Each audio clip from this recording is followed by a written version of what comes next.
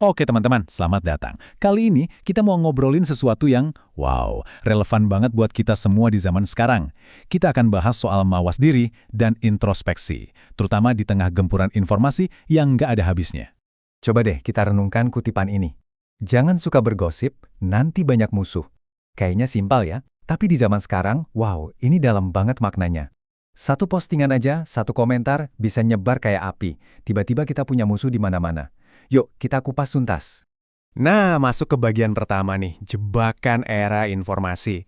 Pasti ngerasain kan, suara notif HP yang bunyi terus, scroll-scroll media sosial nggak ada ujungnya. Dunia modern ini tuh bener-bener jadi tantangan buat kita biar tetap sadar dan bisa ngendaliin diri. Inilah jebakannya. Setiap hari, kita tuh kayak diujani informasi. Dari berita ringan sampai isu yang berat-berat. Efeknya? Bukan cuma pusing teman-teman, batas antara mana yang benar dan mana yang hoax jadi kabur. Dan yang paling bahaya, kita jadi gampang banget nyeletuk, gampang banget nge-share sesuatu tanpa mikir panjang. Pernah kan ngerasa gitu? Oke, terus gimana dong caranya biar kita nggak kejebak? Jawabannya, ternyata udah ada di dalam diri kita masing-masing. Ada dua senjata super ampuh, yaitu mawas diri dan introspeksi. Mawas diri itu apa sih? Gampangnya, ini tuh kayak kita pasang rem atau penjaga di dalam diri kita. Jadi sebelum jari kita gatel mau ngetik komentar pedes atau nerusin gosip, kita berhenti dulu sejenak. Kita lihat ke dalam diri, kita tanya, ini beneran perlu diomongin nggak sih? Ini manfaatnya apa? Nah, kalau introspeksi, ini levelnya lebih dalam lagi. Konsepnya tuh datang dari murakabah, yaitu perasaan bahwa kita ini selalu diawasi oleh Tuhan. Jadi bukan cuma sekedar jangan berbuat salah, tapi kita merenungkan setiap tindakan kita karena kita sadar ada pertanggungjawaban yang lebih besar. Ini soal membangun karakter yang kuat dari dalam. Sekarang kita masuk ke musuh utamanya. Salah satu penghalang terbesar buat kita bisa mawas diri, apalagi di dunia online, ya ini dia, gibah atau gosip. Gibah itu kan ngomongin aib atau hal-hal pribadi orang lain di belakang mereka. Dan di zaman sekarang, wah gampang banget dilakukan. Tinggal ketik di kolom komentar, di grup WhatsApp, di mana aja. Yang perlu kita ingat, ini bukan cuma nyakitin orang yang digosipin, tapi juga nurunin kualitas diri kita sendiri. Bener-bener musuh yang harus kita lawan tiap hari. Dengan sadar. Dan coba lihat perumpamaannya, ngeri banget. Gibah itu diibaratkan seperti makan bangkai saudara sendiri. Kebayang nggak?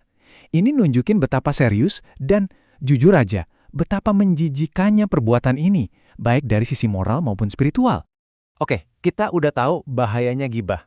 Pertanyaannya sekarang, gimana cara praktisnya buat ngehindarin ini semua? Gimana cara kita nguatin introspeksi diri kita? Dan ternyata, salah satu cara paling efektif itu simple tapi penting banget. Pilih dengan siapa kita bergaul. Ya, lingkungan pertemanan kita. Orang-orang di sekeliling kita itu ngaruh banget ke cara kita mikir, cara kita ngomong, dan bertindak. Coba ditanya ke diri sendiri, teman-teman kita ini lebih sering ngajak gibah atau ngajak jadi lebih baik? Nah, analogi ini ngegambarnya pas banget. Di satu sisi, ada penjual minyak wangi. Berteman sama orang baik, itu kayak deket-deket sama penjual parfum. Kalaupun kita nggak beli atau nggak dikasih, minimal kita kecipratan wanginya.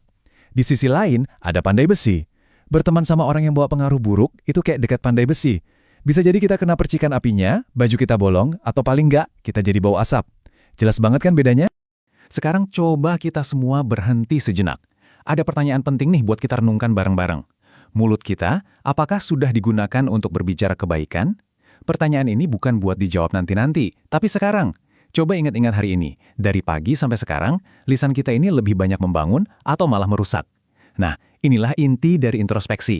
Baik, dari introspeksi diri, sekarang kita lihat gambaran besarnya. Gimana kebiasaan kecil ini bisa ngebangun masa depan kita.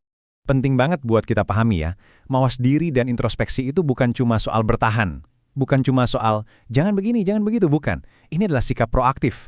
Kita ini kayak arsitek buat hidup kita sendiri. Dengan setiap pilihan sadar yang kita buat, kita lagi ngerancang masa depan yang kita harapkan. Keren kan?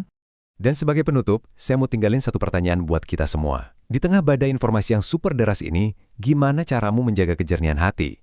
Ini bukan lagi pilihan teman-teman, tapi sebuah keharusan biar kita bisa tetap waras dan damai. Ini tantangan kita bersama di zaman ini. Jadi apa jawaban Anda? Terima kasih banyak sudah menyimak.